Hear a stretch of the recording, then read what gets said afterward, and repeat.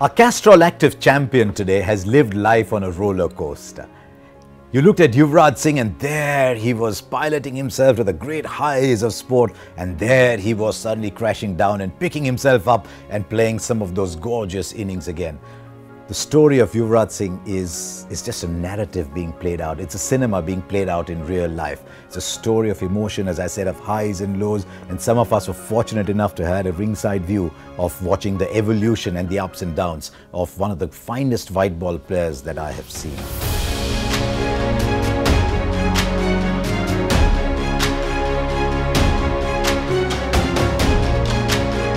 It all started back there in Nairobi. Suddenly here was Yuvraj Singh. We'd been hearing about him through under 15, under 17, under 19, and someone said, wow, what a player. India had won the under 19 World Cup under Mohammad Kaif, and then he came there, and who's he playing against? He's playing against Australia, and what an Australian team it was.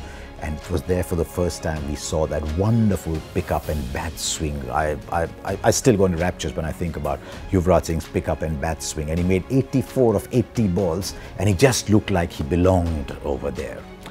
And then the 2002 NatWest Trophy. There's two young kids in there. Once again, the story of Yuvraj and Kaif is intertwined in so many ways. And they come there in India, 146 for 5, chasing 325 for an Indian fan. You just wake up in the morning and you know all these numbers, right? And Yuvraj makes 69 of 63 balls. I think I might have been on air when he got out, actually.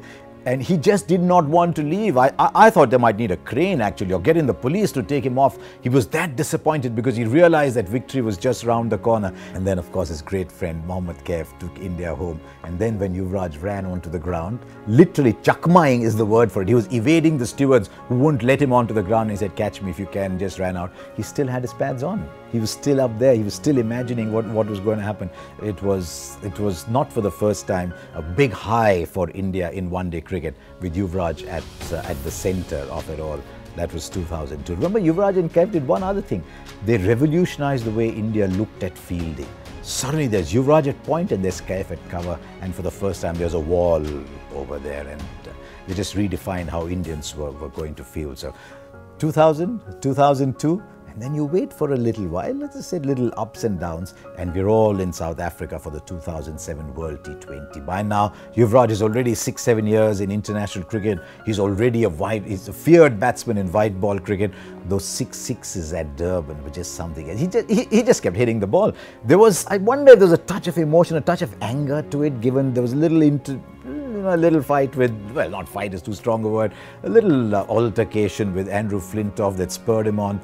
But 6 sixes in an over. He got his 15-12 balls, and dare I say, he was to play just as dramatic an innings in the tournament when he made 70 of 31 balls against Australia. What an innings that was. For my money, Yuvraj was the player of the tournament. He didn't actually get it, but he was actually the player of the tournament. But you couldn't hold it away from him. By the time the 2011 World Cup came, he was ready to be the player of the tournament. But in between, again, lots of highs and lows. And in one of his lowest moments, he went up to Tendulkar and said, what should I do? And Tendulkar said to him, in words that have become immortal now, he said, when India needs you, you will be there. And India needed him in that 2011 World Cup. Yuvraj did many things in that tournament. He made 350 plus runs, he made a century, hit 450s, that great game against Australia in the quarterfinals when him and Raina pulled the game out and took India to the semi-final. But by bowling those overs that he did, by giving India those 15 wickets and consistently delivering 7 or 8 overs, he allowed India to play a 7th batsman, and that's how Raina came in that critical game against Australia. And when it ended and the tears were flowing and he was receiving the man of the series, you could genuinely say that Yuvraj Singh, through all his vulnerability, had been there protecting Indian cricket through that 2011 World Cup. Much like Castrol Actives, Actibonds will protect your bike engine whether running or off.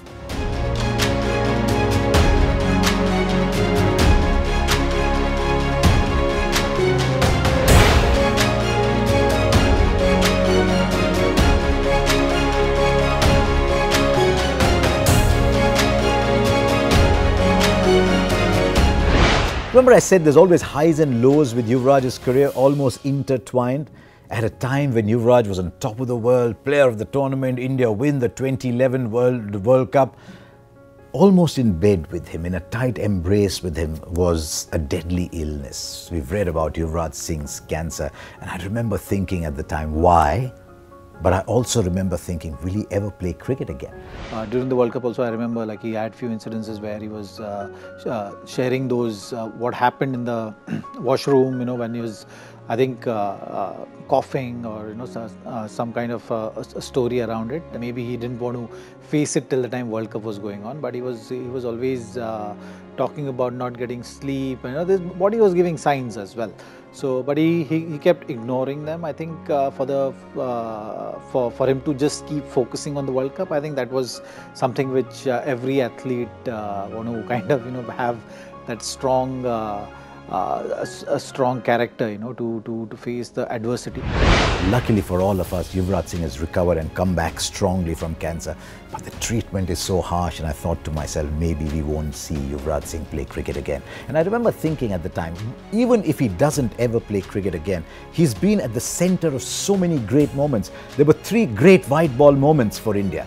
The winning of the NatWest Trophy, the winning of the 2007 World T20, the winning of the 2011 World Cup, and Yuvraj was a central figure in all 3, and I thought if he never plays again, then he's still done wonderfully for Indian cricket. But came back he did. He still had some highs. Maybe he was never the player he was before he got cancer.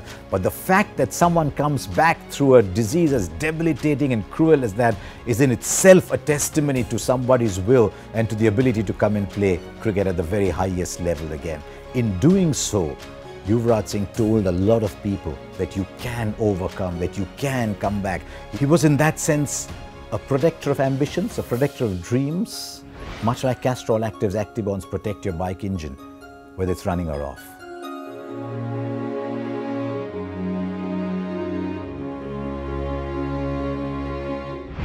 8,701 ODI runs for Yuvraj Singh, 111 wickets, and remember, a lot of those came at 5 and 6, where you don't always get a lot of opportunities to score runs.